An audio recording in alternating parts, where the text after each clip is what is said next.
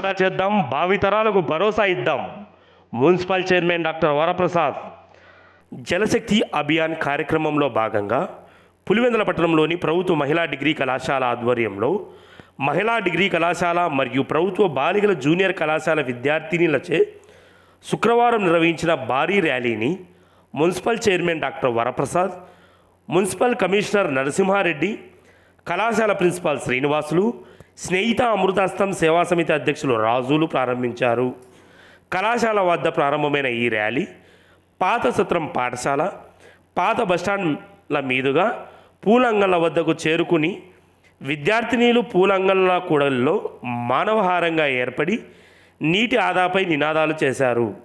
ఈ సందర్భంగా municipal chairman doctor Varaprasad మాట్లాడుతూ, ప్రస్తుత కాలంలో సరైన సమయంలో వర్షాలు పడకపోవడానికి కారణం మానవ తప్పిదాలే అని, నీరు లేకుంటే కోటి జీవ ప్రాణులకు ప్రశాంతంగా మారే ప్రమాదం ఉంది అని, కావున ప్రతి ఒక్కరూ మొక్కలు నాటడం, వాటికి నీరు పోసి వనాలుగా చేయడం, నీటి వృధా చేయకుండా పొదుపుగా వాడుకోవడం, మన నీటిని ఒడిసిపెట్టి కలుగాకుండా భవిష్యత్తరాలకు నీటి జాగ్రత్త పడాల్సిన అవసరం ఎంతైనా ఉందన్నారు.